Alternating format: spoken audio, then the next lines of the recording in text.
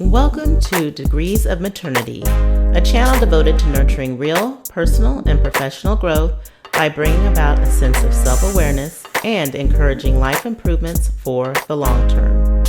I invite you to pull up a seat, sit down at the table, and make yourself comfortable. I want you to feel at home because today's discussion has everything to do with technology and how we learn. And here we go. Technology has revolutionized the way in which we gain knowledge, skills, and credentials. Today, these things are all practically attainable at one's fingertips. I'm guessing you know where I'm going from here. Once the internet made its way into individuals' homes, there's been no stopping its influence in how people are able to consume information.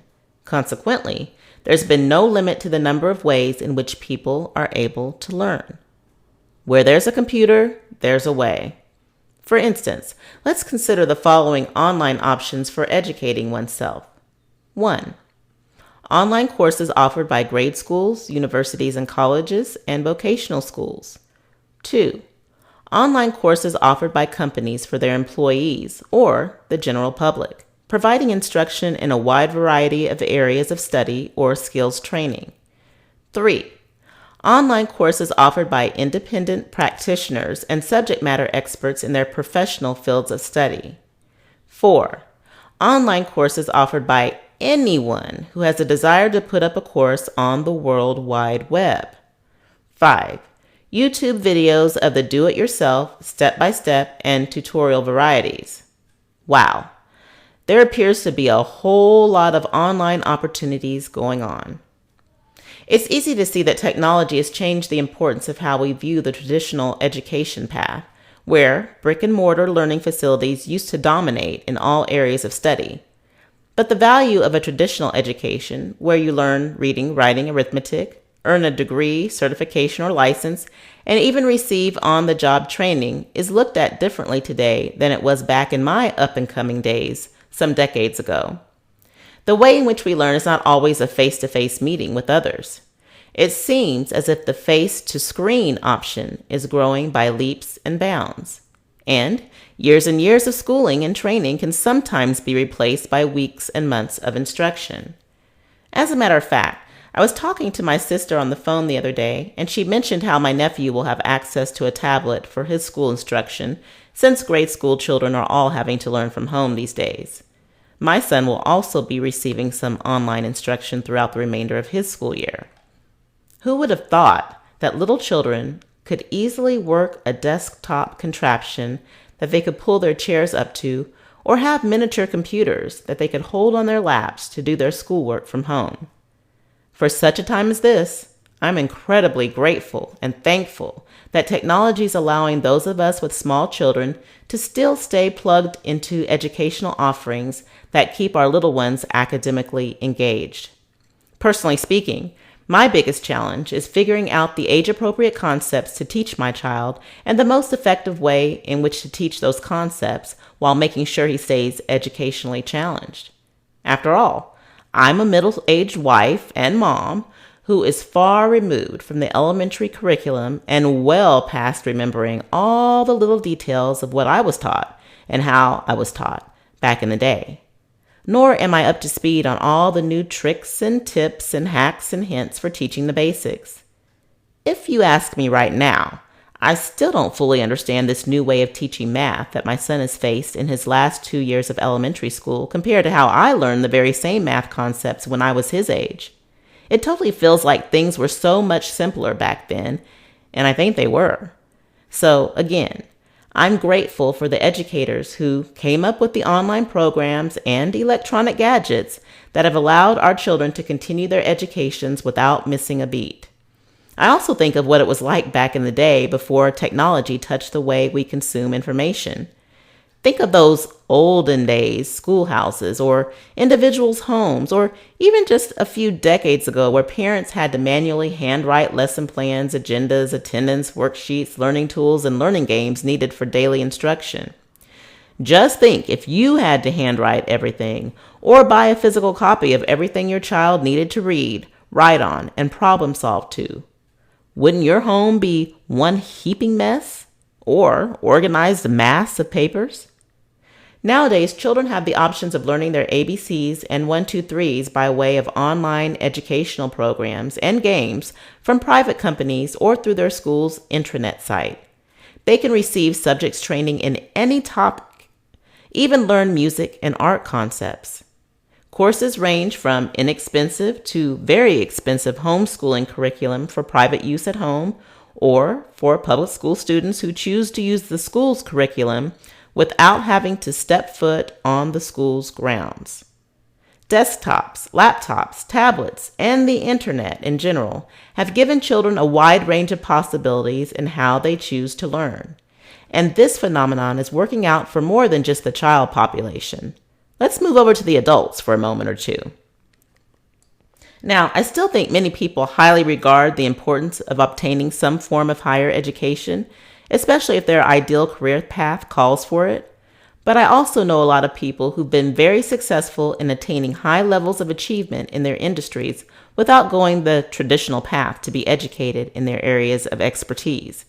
And they've been able to gain their successes due to access to technology. Now, I'm obviously not going to give the impression that a college education is irrelevant in today's society, especially when me, my husband, and my daughter all have our college degrees. My oldest son is currently in college working toward obtaining his engineering degree, and I have a 9-year-old who will undoubtedly be encouraged to go to college when he becomes of age as well. I'll say this much, though. A college degree is valuable to the person who considers it to be of value. I've appreciated the opportunities to learn in the college setting that was presented to me, and personally, a more structured approach to the way I learned was needed for my personal and professional growth. But not everyone is wired that way. Some people learn better on their own terms, at their own pace, from their preferred teaching methods, and in a space and place that is more conducive to their ability to acquire knowledge efficiently and effectively. And I'm all for it. I'm all for the learning process, however it unfolds. What works for you may not work for the next person, and that's okay. I just think learning is great in and of itself. Learning is something human beings have done since conception in the womb and will continue to experience until life's end. We're all going to be in a continuous learning cycle or learning curve throughout these lives we live. So, secondary education or academia is definitely a place where learning is celebrated and where people will meet face-to-face and increasingly online with opportunities to widen their knowledge bases. But let's just remember that there are different ways in which people can obtain an education. College is one of those options, but college isn't for everyone. There are many avenues people have taken outside of the rigors of college to gain the skills they need to accomplish their goals. For example, there are people who are self-taught. They learn their skills by watching others do the same thing they want to do or reading about the steps in order to do that thing and then trying it out, oftentimes doing so at a cheaper cost. Some people's preferable learning styles require them to glean knowledge through both written instruction and visual demonstration. You've probably heard it said that you can learn just about anything from the internet, and this is so true. There's a wealth of information on the internet in any subject matter you can possibly think of. And the power of video is unreal. Many people have been educated by YouTube. And the great thing about YouTube is that there may have been people who enjoyed going the traditional route who don't mind sharing their wealth of knowledge online to benefit others. There's been someone who's been there, done that, and then documented the steps he or she took in order to accomplish that thing. And I guarantee that you'll more than likely find some YouTube video, blog, website, training course, webinar, etc. that you can learn from. But just be careful to receive your online intake from credible sources that have some substantive backing to them.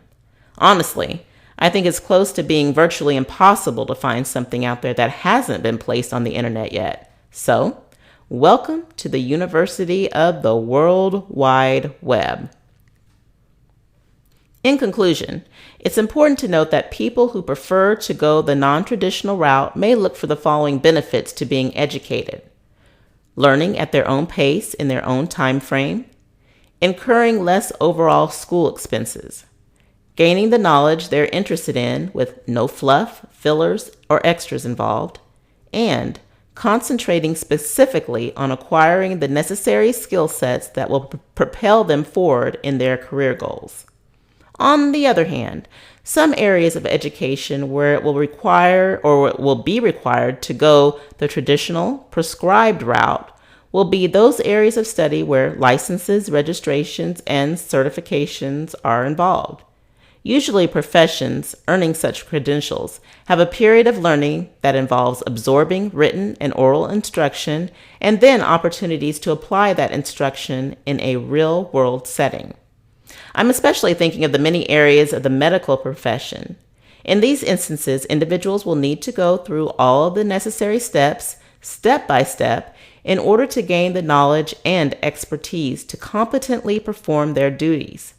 Needless to say, I think many of us appreciate the fact that there is a structured curriculum for some of these professions to go through, especially for people in the medical field who we need now more than ever. And while I continue to realize that technology has its good and bad points, I have to acknowledge the overwhelming fact that technology's been a blessing in the area of education. While many of us are working at home and our children are schooling at home, it's so completely necessary to have ways to stay connected and to allow the learning process to continue. As far as I'm concerned, technology is providing a way and answering the call. I hope you all were edified by today's table discussion. And if you enjoyed this content, don't forget to like, share, and subscribe. Also, make sure to join me for the next video, where you're sure to find some real talk about real life. Until next time.